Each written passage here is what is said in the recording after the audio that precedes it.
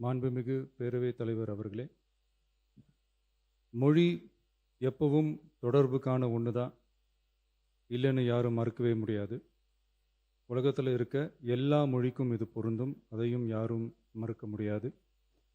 ஆனால் நம்ம தமிழ் வெறும் மொழி மட்டுமல்ல, பேசினா வர்ற ஓசை மட்டுமல்ல, திரும்பவும் சொல்கிறேன், தமிழ் ஒரு மொழி மட்டுமில்லை, அது நம்ம உயிர், அது நம்ம உணர்வு.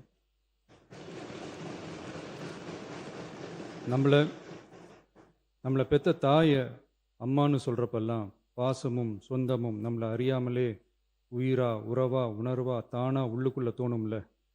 அதே மாதிரி ஏன் இன்னும் ஒரு படி மேலே போயே சொல்லலாம், தமிழ்னு சொன்னாலே எப்படி இருக்கும், என்ன ஆகும்னு சொல்லவா வேணும்.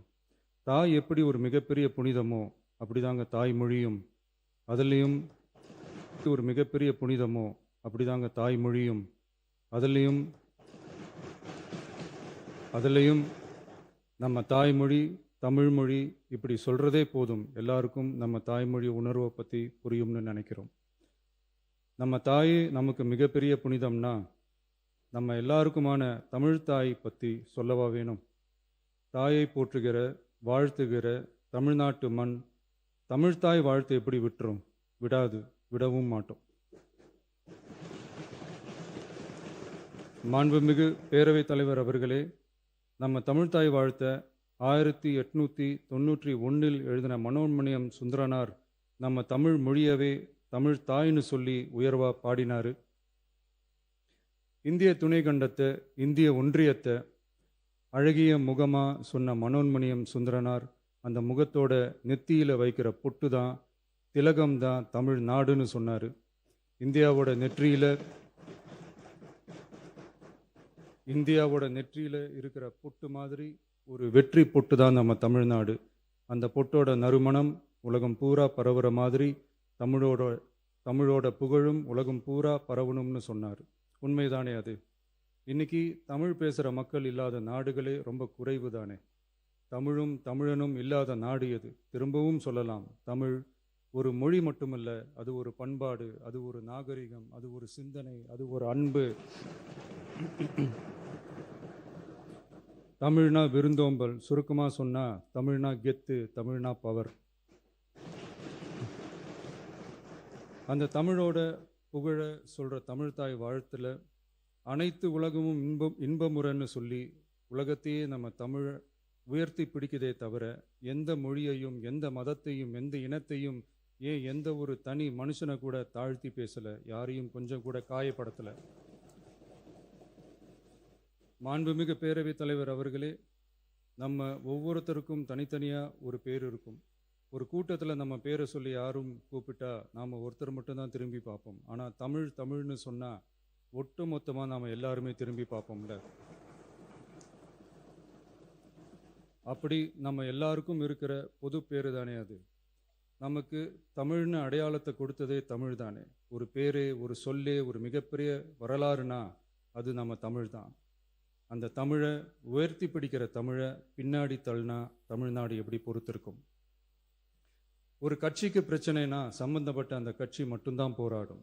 ஆனால் தமிழ்னு சொன்னால் ஒட்டுமொத்த தமிழ்நாடும் ஒன்றா வந்து நிற்கும். அதனால தான் சொல்கிறோம், தமிழ்னா உயிர், தமிழ்னா உணர்வு. உலகத்தில் தோன்றிய பல மொழிகள் காலப்போக்கில் மறைஞ்சு போய் இருக்குன்னு சொல்லுவாங்க. ஆனால் நம்ம தமிழ் காலகாலமாக நிலைச்சி நீடிச்சு நிற்கிற ஒன்று. தமிழில் என்ன இல்லைங்க? இலக்கணம், இலக்கியம்னு பல ஆயிரம் வருஷமாக இருக்கிறது நம்ம தாய்மொழிக்கு தானே. தொல்காப்பியம், சங்க இலக்கியம், ஏன் உலகம் முழுக்க தெரிஞ்ச திருக்குறள் ஒன்று போதாதா தமிழோட பெருமையை சொல்கிறதுக்கு? இவ்வளவு பெருமை கொண்ட தமிழ் மொழியோட ஒரு அடையாளம் தான் நம்ம தமிழ்தாய் வாழ்த்து. ஒட்டுமொத்த இந்தியாவோட பன்முகத்தன்மையை உயர்த்தி பேசுகிற தமிழ்தாய் வாழ்த்து நம்ம ஊரில், நம்ம தமிழ்நாட்டில் முதல் இடத்துல தான் இருக்கணும். நம்ம இந்திய அரசியல் சாசனமே ஒவ்வொரு மாநிலத்தோட மொழிக்கும் பண்பாட்டுக்கும் பாரம்பரியத்துக்கும் பாதுகாப்பு உரிமையை கொடுத்துருக்கு தானே. அந்த உரிமையின் அடிப்படையில் தமிழ்தாய் வாழ்த்துக்கு முதலிடம் கொடுத்து தானே ஆகணும். அதானே மாநில உரிமை. அப்படிப்பட்ட தமிழ்தாய் வாழ்த்து தான் 1970 நவம்பர் 23 முதல் அரசு விழாக்களில் முதல்ல பாடணும்னு சொல்லி ஒரு அரசாணையை போட்டு அந்த செயல்பாட்டுக்கு வந்துச்சு. அதுக்கப்புறம் 2021 டிசம்பர் 17 முதல் மாநில பாடலா அங்கீகாரம் வழங்கப்பட்டுச்சு. அனைத்து கல்வி நிறுவனங்கள், பல்கலைக்கழகங்கள், அரசு அலுவலகங்கள், பொதுத்துறை நிறுவனங்கள் உள்ளிட்ட பொது அமைப்புகளோட நிகழ்ச்சிகளில் தமிழ்த்தாய் வாழ்த்து கட்டாயம் பாடப்படணும்னு அரசாணையும் இருக்கு. 2026 ஜனவரி மாதம் 28 ஒன்றிய அரசோட கடிதத்தில் அரசு விழாக்களில் பின்பற்ற வேண்டிய சில நடைமுறைகள் வெளியிடப்பட்டது. அந்த ஆணையில் மாநில பாடல் பற்றி எந்த வழிமுறையும் இல்லாமல் இருந்துச்சு. நம் அரசு பொறுப்பேற்றதும் கடந்த மே மாதம் 27 மாண்புமிகு பிரதமர் அவர்களுக்கு மாநில பாடல்களுக்கு உரிய அங்கீகாரம் வேண்டும்னும், ஒன்றிய அரசு வெளியிட்ட ஆணைக்கு திருத்தம் வெளியிடணும்னும், மாநில விழாக்களில் தமிழ்த்தாய் வாழ்த்த முதல்ல பாடுறதுக்கான உரிய வழிமுறைகளை வகுக்க வேண்டும்னு சொல்லி கடிதம் எழுதியிருந்தோம். அதை தொடர்ந்து போன ஜூலை மாதம் 9 கடிதத்தில் மாநில பாடல் பாடப்படுவது பற்றி இருந்துச்சு. ஆனால் நம்ம தமிழ்நாட்டில் 1970களில் இருந்து தமிழ்த்தாய் வாழ்த்து எல்லா அரசு நிகழ்ச்சிகள்லையும் கல்வி நிறுவனங்கள்லையும் தமிழ்த்தாய் வாழ்த்து முதல்ல பாடுறது ஒரு மரபாவே இருக்குது. அதுக்கான அரசாணையும் இருக்குது. மாண்புமிகு பேரவைத் தலைவர் அவர்களே, தமிழ் நமது உயிர் மூச்சு, தமிழ் மொழி நமது அடையாளம், தமிழ் பண்பாடு நமது பெருமை. அதனால தமிழ்த்தாய் வாழ்த்தின் மரியாதையை பாதுகாப்பதில் தமிழக வெற்றிக் கழக அரசு ஒருபோதும் சமரசம் செய்யவே செய்யாது. தமிழ்த்தாய் வாழ்த்தை முதலில் பாடுவது அரசியல் அமைப்பிற்கும் இந்திய ஒற்றுமைக்கும் எதிரானதில்லை, மாறா வேற்றுமையில் ஒற்றுமைன்ற இந்தியாவோட உயர்ந்த கொள்கையை வெளிப்படுத்துறது. மேலும் தமிழ்த்தாய் வாழ்த்தை முதல்ல பாடணும்னு சொல்றது அரசியல் சம்பந்தமான விவாதமாக மாறணுங்கிற அவசியமே இல்லை. இது தமிழர்களின் பொது அடையாளம்.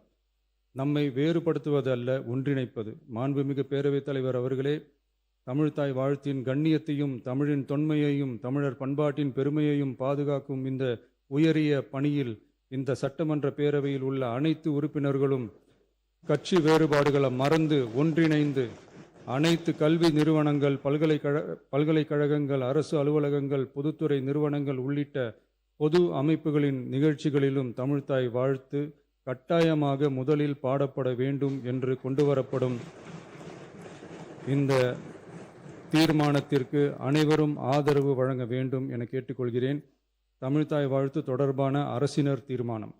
தமிழ் உலகின் தொன்மை வாய்ந்த செம்மொழியாகவும் தமிழர் நாகரிகம் உலகின் மிக பழமையான பண்பாட்டு மரபுகளில் ஒன்றாகவும் திகழ்வதை இப்பேரவை பெருமையுடன் பதிவு செய்கிறது.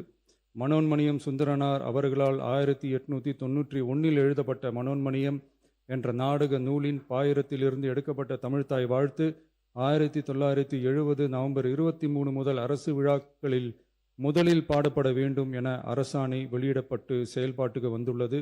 2021 டிசம்பர் 17 முதல் மாநில பாடலாக அதிகாரப்பூர்வ அங்கீகாரம் வழங்கப்பட்டு தமிழ்நாட்டில் அமைந்திருக்கும் அனைத்து கல்வி நிறுவனங்கள், பல்கலைக்கழகங்கள், அரசு அலுவலகங்கள், பொதுத்துறை நிறுவனங்கள் உள்ளிட்ட பொது அமைப்புகளின் நிகழ்ச்சிகளிலும் நிகழ்வு தொடங்குவதற்கு முன் தமிழ்த்தாய் வாழ்த்து கட்டாயம் பாடப்படும் என்று ஆணையிடப்பட்டுள்ளது.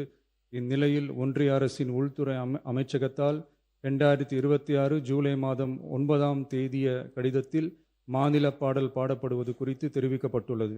தமிழ்நாட்டில் 1970களில் இருந்து அனைத்து அரசு நிகழ்ச்சிகளிலும் கல்வி நிறுவனங்களிலும் தமிழ்த்தாய் வாழ்த்து பாடல் முதலில் பாடப்படுவது மரபுத்தன்மையாகவும் அரசாணைகளின் வாயிலாகவும் பின்பற்றப்பட்டு வருகிறது. ஆகவே தமிழ்த்தாய் வாழ்த்து தமிழ் மொழிக்கும் தமிழர் பண்பாட்டிற்கும் செலுத்தப்படும் மரியாதையின் வெளிப்பாடாகும் என்பதை இப்பேரவை வலியுறுத்துகிறது.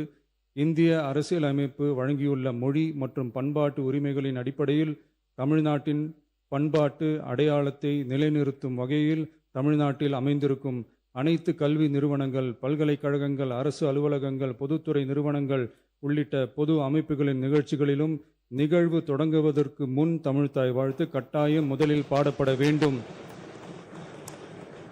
என தமிழ்நாடு சட்டமன்ற பேரவை ஏகமனதாக தீர்மானிக்கிறது என்ற தீர்மானத்தை நான் முன்மொழிகிறேன்.